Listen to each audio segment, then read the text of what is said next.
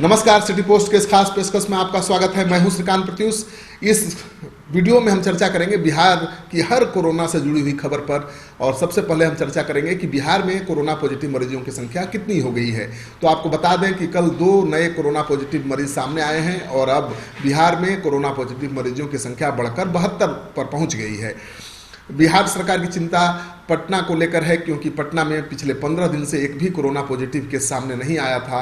लेकिन अब 2 जो नए मरीज सामने आए हैं, एक वैशाली का और एक नालंदा का, उसके कनेक्शन पटना से जुड़ते हुए दिख रहे हैं।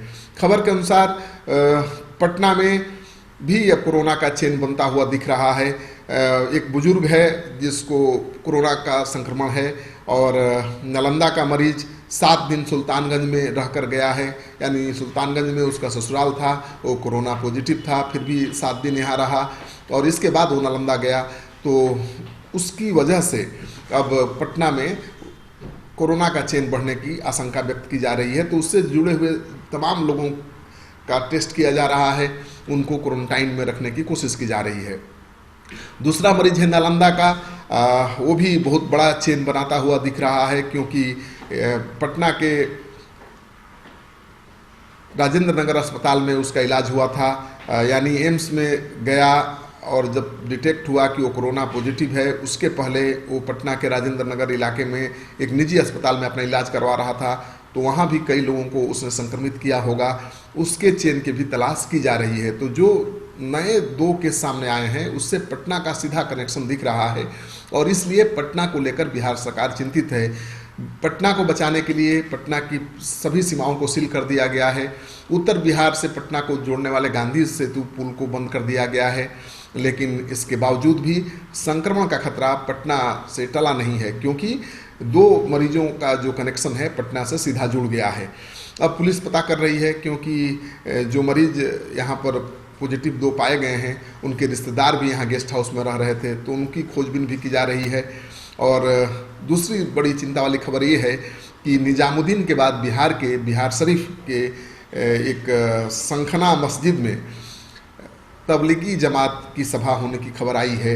ये गुप्त सूचना है और खुलासा हुआ है इसमें कि निजामुद्दीन के बाद बिहार के नालंदा में तबलीगी जमात का कार्यक्रम हुआ है। ये 14-15 मार्च को कार्यक्रम हुआ था और इसमें 640 लोग भाग लेने आए थे। दरभंगा के भी 12 लोग थे जिनकी पहचान दरभंगा पुलिस ने कर लेने का दावा किया है, लेकिन बाकी लोग कहाँ हैं पता नहीं चल पाया है।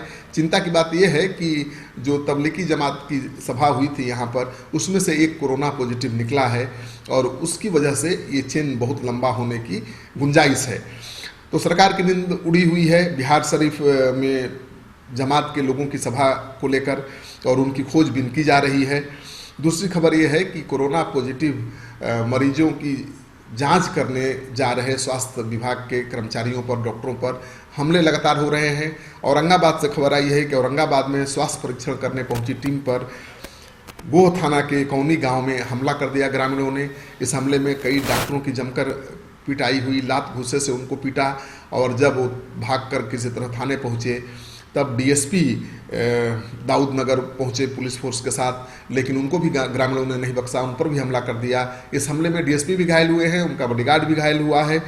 तो जो स्वास्थ्य कर्मी हैं उन पर लगातार हमले का सिलसिला जारी है। ये बहुत चिंता का विषय है।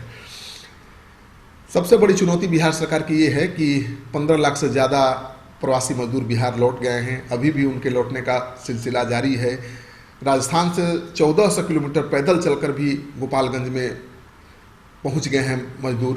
तो इस तरह से मजदूरों का आने का सिलसिला जारी है और उनको राशन पहुंचाना, उनके स्वास्थ्य परीक्षण करना, उनके रहने की व्यवस्था करना, उनके लिए रोजगार की व्यवस्था करना बिहार सरकार के लिए बहुत बड़ी चुनौती है।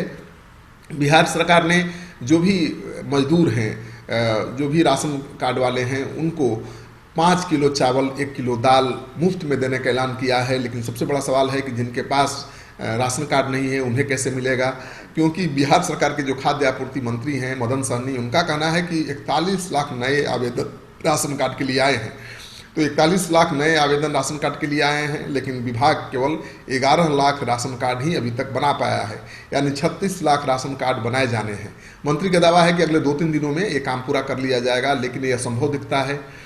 36 लाख लोगों का राशन कार्ड सरकार कैसे 3 दिनों में बना लेगी, ये सबसे बड़ा सवाल है। अगर नहीं बनाएगी तो उन तक राशन कैसे मिलेगा। हालांकि मुख्यमंत्री नीतीश कुमार ने कहा है कि जिनके पास राशन कार्ड नहीं होगा उनके खाते में भी सरकार 1000 रुपया भेजेगी, लेकिन राशन कार्ड होना बहुत ज़रूरी है। तो सरकार के लिए सबसे बड़ी चुनौती है सबके लिए राशन कार्ड बनाना।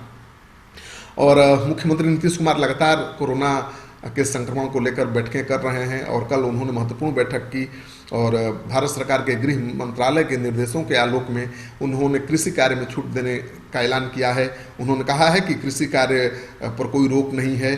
पैक्स को उन्होंने गेहूं खरीद का आदेश दिया है।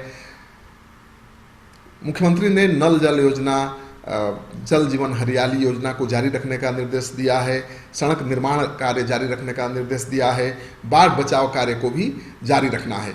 तो मुख्यमंत्री नीतीश कुमार ने लॉकडाउन के बीच भी कई विभागों में काम का निर्देश दे दिया है। इसको लेकर भी जो काम करने वाले लोग हैं, अधिकारी, कर्मचारी, ठेकेदार, उनकी चुनौती बढ़ने वाली है, क्योंकि हम लगातार आपको बता रहे हैं कि नल जल योजना के तहत जो भी लोग गांव में काम करने जा रहे हैं, ग्रामीण उनको रोक रहे हैं, उनके साथ उनकी झड़प हो रही है।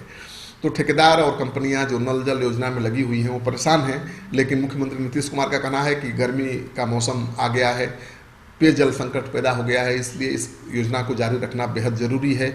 उसी तरह से गर्मी के बाद बरसात आने वाली है, हर साल की तरह इस बार भी बाढ़ आएगी, तो बाढ़ बचाव कार्य भी जारी रखना बहुत ज़रूरी है। रोड का निर्माण कार्य भी जारी रखना जरूरी है। तो मुख्यमंत्री नीतीश कुमार ने ये जारी कर दिया है निर्देश कि कहाँ कहाँ काम होना है और कहाँ कहाँ नहीं होना है। तो बिहार सरकार की जो चुनौती है वो है प्रवासी मजदूरों को राशन कार्ड मुहैया कराना, उनको राशन मुहैया कराना और उनके रोजगार की व्यवस्था करना। आप इस वीडियो को ज़्यादा से ज़्यादा लोगों के साथ शेयर करिए ताकि लोगों को पता चल सके कि बिहार में कोरोना संक्रमण का खतरा कितना ज़्यादा है और बिहार सरकार उससे लड़ने के लिए क्या क्या कर रही है। आपका सहयोग समर्थन लगातार मिल रहा है, उसके लिए बहुत बहुत आभार, धन्यवाद।